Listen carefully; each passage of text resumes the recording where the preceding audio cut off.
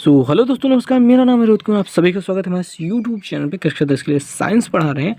खंड खा जीव विज्ञान पढ़ाने वाले किसके मॉडल पेपर आया था अमर उजाला में जो प्रकाशित हुआ था मॉडल पेपर, उसके खंड ग यानी कि जीव विज्ञान को हम पढ़ाने वाले हैं। तो यहाँ पे खंड ग को आप देखेंगे तो प्रश्न संख्या 9 से ये शुरू होता है, बहुविकल्पी प्रश्न से। चलिए शुरुआत करते हैं। तो 9वें का जो का वाला प्रश्न है उसमें हमसे पूछा गया है, कहा गया है फुफ्फुस धमनियों में अशुद्ध रुधिर चला जाता है किसमें? हृदय में, फेफड़े में, दाएं आलिंद में, शरीर के अग्र और पश्चिम महाधमनी में। सो दोस्तों, इसका सही उत्तर आप देख सकते हैं यहाँ पे केवल फुफ्फुसीय धमनियाँ इसका अपवाद है। किस बात का अपवाद है भैया? क्योंकि हृदय से अशुद्ध रुधिर को शुद्धिकरण के लिए फेफड़ों में ले जाती हैं। कौन? फुफ्फुस धमनियाँ जो हैं वो हृदय से अशुद्ध रुधिर को फेफड़ों में ले जाती हैं। तो यहाँ पे कहाँ पे लेके जा रही हैं भैया? फेफड़ों में लेके जाएंगी, और फेफड़े यही सही, फेफड़ों में यही हमारा सही जवाब होगा। दूसरा प्रश्न देखते हैं। खा वाला प्रश्न है कि नर जनन अंगों से संबंधित ग्रंथि कौन से है? अब यहाँ पे एपिडिडाइमिस है, अधिवृक्क ग्रंथि है, प्रोस्टेट ग्रंथि है, अग्नाशय। तो यहाँ पे पुरुष जननांग, देखिए शरीर में तो सभी में ये होती ही हैं, लेकिन जो विशेषकर पुरुष जननांग से संबंधित है तो नर जनन तंत्र में अगर आप देखेंगे तो दूसरा नंबर जो मिल जाता है अधिवृषण, यही है एपिडिडेमिस, जो कि एक ग्रंथि है जिसमें इसमें शुक्राणु परिपक्व होते हैं। ठीक है। अगला प्रश्न है मेंडल से।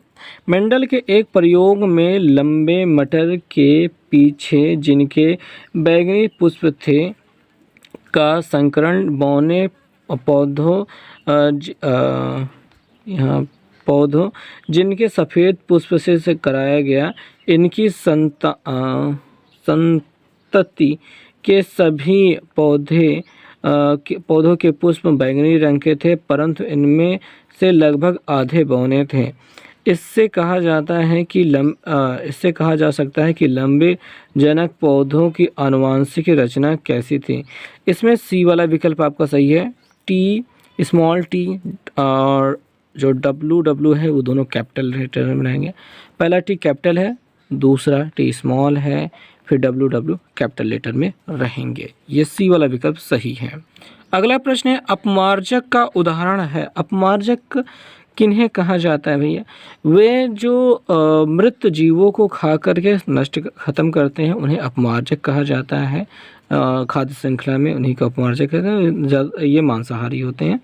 तो इनमें कबूतर, तोता और बगुला जो है ये बगुला तो मृत लोगों को नहीं खाता है, ठीक है, मरे हुए जानवरों को नहीं खाता है, हालांकि वो मांसाहारी है। बट गिद्ध ये सही जवाब होगा क्योंकि ये मरे हुए जानवरों को खाता है। तो अपमार्जक के रूप में कौन है? गिद्ध है। अगले वाले प्रश्न में चलेंगे। 10वां प्रश्न में पहुंच चुके हैं। यहाँ पे हमको कहा जा रहा है कि इन्हीं 2 प्रोटीन पाचक एंजाइमों का नाम लिखिए। सो दोस्तों, यहाँ पे मिल जाता है हमें पेप्सिन, यह प्रोटीन पाचक एंजाइम है, और साथ में रेनिन भी, ये भी एक प्रोटीन पाचक एंजाइम है। यहाँ पे ये एंजाइम दुग्ध प्रोटीन को पचाने का कार्य करता है। ठीक है, निम्न प्रकार से पचाने का काम करता है। तो रेनिन और पेप्सिन आपके प्रोटीन पाचक एंजाइम हैं। 10वें का खा वाला प्रश्न है, कह रहे हैं गर्भ निरोधन की विभिन्न विधियां कौन कौन सी हैं? 2 नंबर का प्रश्न है, केवल विधियों के नाम बताने हैं हमें। दोस्तों, गर्भ निरोधन या फिर परिवार नियोजन की जो विधियां हैं वो 2 प्रकार की हैं। अस्थायी विधियां, अस्थायी पहले लिखना है, अस्थायी विधियां। अस्थायी विधियों में अवरोधक विधियों में है कॉपर टी, निरोध और डायफ्राम, और प्राकृतिक विधियां हैं सुरक्षित काल, धैर्य, और बस यहाँ पे हार्मोनल विधियों में गर्भ निरोधक गोलियाँ। आपको यहाँ पे समझ के लिखना है। अस्थायी विधियों में क्या है? पहले तो अवरोधक विधियाँ जो रोकने का काम करते हैं। इसमें कौन से आ जाते हैं? कॉपर टी विधि है, निरोध है और डायफ्राम है। दूसरा है इसी में, और अस्थायी विधि में प्राकृतिक विधि, सुरक्षित काल और धैर्य। ठीक है। और तीसरा है हार्मोनल विधियों में गर्भ निरोधक गोलियाँ, इनका प्रयोग किया जाता है। चौथा है रासायनिक विधि। ये रासायनिक विधि, यहाँ पे गोलियों का या फिर क्रीम जेली का प्रयोग किया जाता है। और अगर बात करें अस्थायी विधियों की, तो वो अस्थायी विधि हैं। अस्थायी विधियों में महिला ऑपरेशन और पुरुष ऑपरेशन, यानी कि महिला नसबंदी और पुरुष नसबंदी, ये 2 प्रकार की हैं आपके परिवार नियोजन विधियाँ। तो इसमें आपको केवल इनके नाम अकेले लिखने हैं। अगला प्रश्न है वो 10वें का ग वाला प्रश्न है। कह रहे हैं यदि किसी जीव की कोशिकाओं में गुणसूत्रों की संख्या 20 है तो इसकी जनन कोशिकाओं में कितने गुणसूत्र होंगे। तो ये हमको थोड़ा सा अच्छे से समझना है। दोस्तों, जीव विज्ञान में जनन कोशिका किसी लैंगिक प्रजनन करने वाले जीव की ऐसी कोई भी कोशिका होती है जिससे युग्मक उत्पन्न हो सके। यह कोशिकाएं मियोसिस की कोशिका विभाजन प्रक्रिया द्वारा बनती हैं, जिसमें गुणसूत्रों की संख्या आधी हो जाती है। प्रजनन में नर और मादा की जनन कोशिकाओं का विलय होता है, यह संख्या फिर से पूरी हो जाती है। तो अगर इस प्रकार से अगर हम समझें बातों को, तो जीवों के अगर कोशिका गुणसूत्रों की संख्या 20 है तो जनन कोशिका में इसके गुणसूत्रों की संख्या इसकी आधी 10 होगी। नर और मादा की मिलकर के फिर 20 हो जाएंगे। तो यहाँ पे अपना 10 उत्तर सही होगा, 10 लिख देंगे। और ठीक है, अगले वाले प्रश्न में हम चलते हैं। 11वें वाले प्रश्न में कह रहे हैं मानव के वहन तंत्र के प्रमुख घटक और उनके कार्यों का उल्लेख कीजिए। मानव के प्रमुख वहन तंत्र जो होते हैं वो रक्त और हृदय, ये सारी चीज़ें होती हैं। चलिए इसको देखते हैं। तो दोस्तों, यहाँ पे हम देखते हैं कि मानव के वहन तंत्र के घटक और इन घटकों के कार्य क्या हैं। अगर वो हम अच्छे से समझें तो भाई घटक पहले कौन कौन से हैं वो देख लेते हैं। हृदय, रक्त वाहिनियों में धमनियाँ, शिराएं और रक्त कोशिकाएं या फिर केशिकाएं होते हैं। सही से कहा जाए, कोशिकाएं ना कह के केशिकाएं कहा जाए, यहाँ पे थोड़े से मिसप्रिंट हैं। लसिका और लसिका वाहिकाएं ये होते हैं। तो चलिए देखते हैं क्या है भी बातें। और घटक के कार्य, हृदय रक्त को पंप करने का मुख्य अंग है। यह रक्त को शरीर के विभिन्न भागों तक पंप करता है, पहुंचाने का प्रयास पहुंचाता है। फिर दूसरा वाला भाग आ जाता है रक्त। यह तरल संयोजी ऊतक है जो विभिन्न पदार्थों को शरीर के विभिन्न भागों तक वितरित करता है, ये इसका मुख्य कार्य है। और रक्त वाहिकाएं जो होती हैं उसमें आज पहले डालेंगे धमनियाँ। ऑक्सीजन युक्त रक्त को शरीर के विभिन्न अंगों तक लेकर जाती हैं, और ये क्या होगी, धमनियाँ होंगी। शिराएं लिखेंगे, रक्त को शरीर के विभिन्न भागों से इकट्ठा करके हृदय तक लेकर आती हैं कौन, रक्त शिराएं। और रक्त कोशिकाएं ना कह करके केशिकाएं कहेंगे, खाली एक ही मात्रा रहेगी। केशिकाएं जो होती हैं ये विभिन्न ऊतकों को रक्त वितरित करती हैं, तथा मतलब कि ये धमनियों का ही छोटी छोटी पतली शाखाएं होती हैं जो प्रत्येक ऊतक या कोशिका तक पहुंचती हैं, रक्त पहुंचाती हैं तथा उनसे रक्त को एकत्रित भी करती हैं। ये रक्त केशिकाएं होती हैं। और बात करेंगे लसिका के बारे में, तो लसिका दूसरा तरल संयोजी ऊतक है जो अंतर कोशिकीय स्थानों में भरा होता है और अनेक प्रकार के संक्रमण से शरीर को बचाता है। अगला जो प्रश्न है वो है सिरा तथा धमनी में 4 अंतर स्पष्ट कीजिए। ये आपके 11वें का अथवा वाला हिस्सा है। तो यहाँ पे हम देख सकते हैं सिरा और धमनी में अंतर। एक तरफ धमनी लिखा है, एक तरफ सिरा लिखा गया है। इनके अंतर की बात कर रहे हैं। धमनी ये रुधिर को रक्त हृदय से शरीर तक के विभिन्न अंगों तक पहुँचाता है, और सिरा शरीर के विभिन्न अंगों से रुधिर को हृदय तक लेकर आता है। धमनी में कपाट नहीं होते हैं। सिराओं में चंद्राकार कपाट होते हैं जो रुधिर को शरीर की ओर उल्टा बहने से रोकता है। और धमनियों में रुधिर अत्यधिक दबाव में बहता है। सिराओं में रुधिर कम दबाव के साथ बहता है। धमनियों में अधिकतर ऑक्सीकृत रुधिर बहता है, अतः ये गुलाबी या चमकीले लाल रंग का होता है। सिराओं में अधिकतर अनॉक्सीकृत यानी बिना ऑक्सीजन वाला रुधिर बहता है, अतः यह गहरा लाल या नीले रंग सा प्रतीत होता है। धमनियाँ शरीर के गहराई में स्थित होती हैं, बहुत अंदर में होती हैं, और सिराएं त्वचा के समीप स्थित होती है। जो ऊपर वाला हिस्सा जो हमारे हाथ में अगर देखा जाए, ये जो ऊपर नसें दिखाई दे रही हैं ये क्या है, अपनी सिराएं हैं। और धमनियाँ शरीर के बहुत अंदर से गहराई की ओर से आती हैं। धमनियों की भित्ति मोटी और लचीली होती है और शिराओं की भित्ति पतली होती है। धमनियों की पेशी स्तर मोटा होता है और शिराओं का पेशी स्तर पतला होता है। 11 के ख नंबर प्रश्न में पहुंच चुके हैं। यहाँ पे हमसे पूछा गया है प्रश्न, ऊर्जा स्रोत के रूप में जीवाश्म ईंधनों तथा सूर्य की तुलना कीजिए। इन दोनों के बारे में तुलना करनी है। भाई जीवाश्म ईंधन जो खोद के निकाले गए हैं, सूर्य ऊर्जा जो सूरज से प्राप्त होती है। जीवाश्म ईंधन खत्म हो जाएंगे, सौर ऊर्जा कभी ख़त्म नहीं होगी। और अगर इनकी प्रॉपर तुलना की जाए तो हम यहाँ पे देख सकते हैं, एक तरफ जीवाश्म ईंधन, एक तरफ सौर ऊर्जा सौर लिखेंगे। जीवाश्म ईंधन में लिखेंगे यह अनवीकरणीय ऊर्जा है और ये समाप्त हो जाएगी। सौर में यह नवीकरणीय ऊर्जा है, यह असमाप्य है यानी कभी समाप्त नहीं होगी।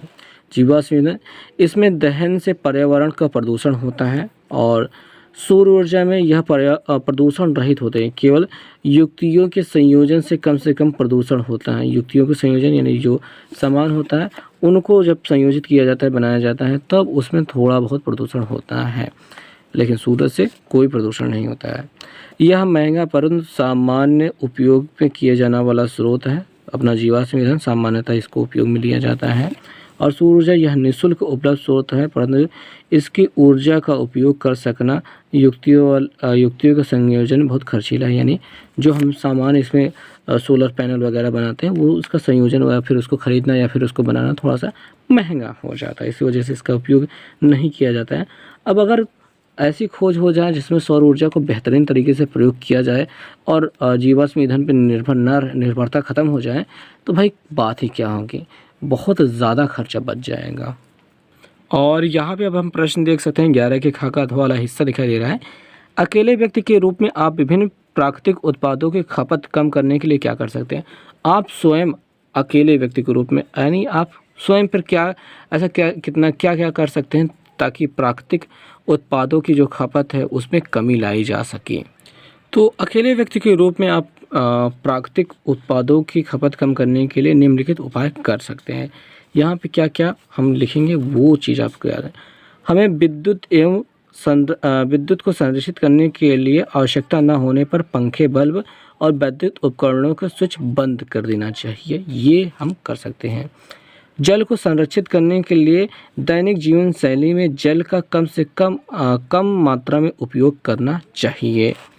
अपने वाहनों का उपयोग कम करके साइकिल एवं सार्वजनिक परिवहनों का उपयोग द्वारा प्राकृतिक उत्पाद पेट्रोलियम का संरक्षण करना चाहिए। ये मुख्य बातें हैं जो आप कर सकते हैं संरक्षण के लिए, यानी कि प्राकृतिक उत्पादों को बचाने के लिए। और एक ऐड कर लीजिए अपने तरफ से कि हम पेड़ पौधे लगा सकते हैं जिससे प्राकृतिक संसाधन, प्राकृतिक उत्पाद जो है वो बढ़ते जाएं, यानी कि ख़त्म ना हो। 12वां प्रश्न है, प्रश्न संख्या 12 कह रहे हैं, 7 नंबर का है। किसी पुष्प के अनुदैर्ध्य काट का नामांकित चित्र बनाकर विभिन्न चक्रों के कार्य बताइए। विभिन्न चक्रों के कार्य बताइए। तो दोस्तों यहाँ पे पूरा चित्र बना हुआ है, साथ में उसके कार्य भी लिखे गए हैं, आपकी ये किताब में मिल जाता है। लेकिन आपको ऐसा करना नहीं है, आपको केवल चित्र बनाना है। चित्र बनाने के बाद उनके सभी चीज़ों को बारी बारी से हेडिंग डाल के लिखते हुए चले जाना है। तो सबसे पहले बात तो नीचे से शुरुआत करते हैं। ये है पुष्पासन, जहाँ से हमारा जो शुरू होता है पुष्प। तो पुष्पासन यानी कि पुष्प को संभालने वाला एक आसन होता है। फिर पुष्प वृंत होता है और उसके बाद आ जाता है बाह्य दल। बाह्य दल जो करता है, ठीक है, इस बाह्य दल ये दोनों तरफ रहेगा। बाह्य दल क्या करते हैं, बाहरी घेरे में हरी पत्तीनुमा संरचना होती है जो पुष्प की कली की अवस्था में सुरक्षा करती है। बाह्य दल को संगठित रूप में बाह्य दल पुंज कहते हैं। आप ऐसा बाह्य दल लिख करके उसमें डिटेल लिखेंगे। बाह्य दल के बाद अपने जो दूसरे जो मुख्य रूप से शुरू होती है वो होता है दल, जो पुष्प का दल होता है। रंगीन पत्तियां जो पुष्प के जननांगों को सुरक्षा देते हैं तथा कीटों को परागण हेतु आकर्षित करते हैं। सभी दलों के साथ में दल पुंज कहते हैं। तो रंगीन भाग जो होता है वो दल होता है और उनको सब इकट्ठा करके कहा जाए तो दल पुंज होता है। दलपुंज के बाद दो हिस्से निकले रहते हैं। अगले नंबर पे होता है वो यहाँ पे पुंकेसर के लिए होता है। तो यहाँ पे ये जो लंबी सी डंडी है इसको पुतंतु कहते हैं। ये पुंकेसर का लंबा भाग होता है जो इसे पुंकेसर को सहारा देता है। और पुंकेसर क्या होता है? पुंकेसर नर जननांग होता है। पुष्प में कई पुंकेसर पाए जा सकते हैं, कई पुंकेसर होते हैं। और ये परागकोश, जिसमें पुंकेसर का फूला हुआ भाग द्विखंडीय भाग होता है जिसमें परागकण स्थित होते हैं, इसे परागकोश कहते हैं। तो आप नीचे परागकोश हेडिंग डालेंगे और उसको डिटेल में लिख देंगे कि यही चीज़ें होती है। उसके बाद ये हिस्सा आ जाता है जो होता है स्त्री केसर, और उसमें बहुत सारी चीज़ें होती हैं। तो पहले यहाँ पे मोटा सा उठा हुआ भाग जो है वो अंडाशय यहाँ पे मिल जाता है, और उसमें बीजांड, ठीक है, बीजांड मिल जाते हैं। और ये पूरा हिस्सा स्त्री केसर कहलाता है। स्त्री केसर में अंडाशय, अंडा और बीजांड और यहाँ पे परागनली, ये सारी चीज़ें होती हैं। तो ये ऊपर उठा हुआ भाग परागनली को सहारा देते हुए है, तो वर्तिका होती है। तो ये वर्तिका और अंकुरित परागकण यहाँ पे है, और विलुप्त होती परागनली, ये विलुप्त होती परागनली है। और बस यहाँ पे अंडप जो होता है मादा प्रजनन भाग होता है जो पुष्प के मध्य में स्थित होता है, ये अंडप हो गया। और वर्तिकाग्र जो होता है जायांग का ऊपरी चिपचिपा भाग जो परागण के दौरान परागकण को ग्रहण करता है, ये होता है वर्तिकाग्र।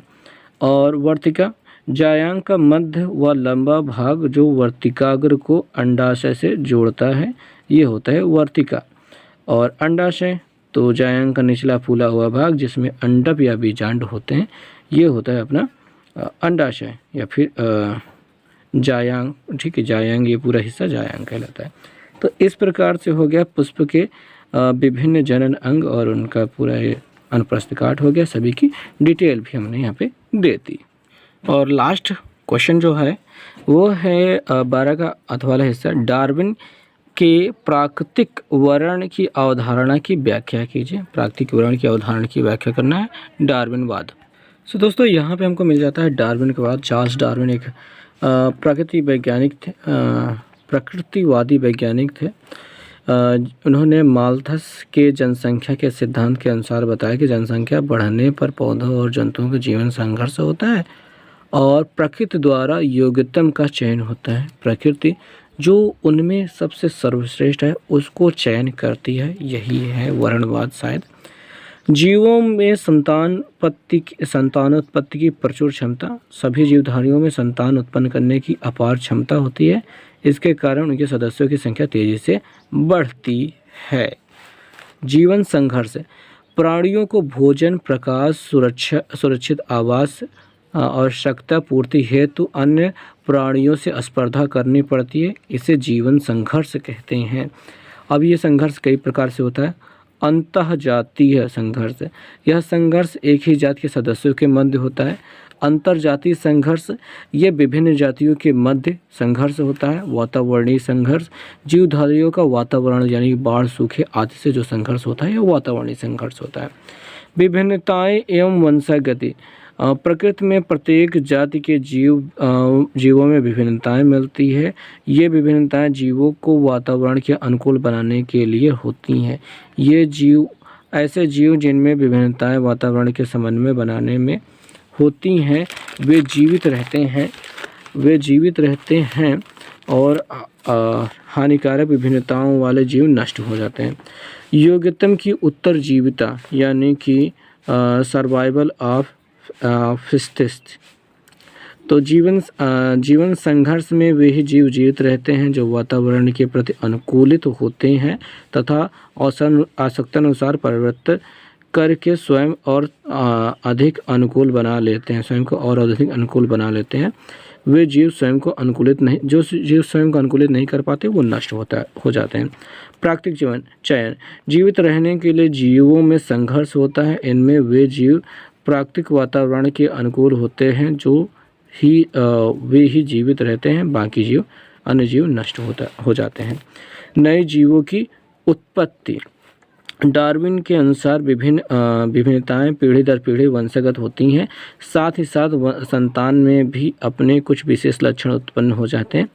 कुछ पीढ़ियों के बाद इन लक्षणों तथा विभिन्नताओं की वंशागति इतनी अस्थायी हो जाती है कि संतानें अपने पूर्वज से भिन्न हो जाती हैं और इस तरह कई प्रजातियों की उत्पत्ति होती है।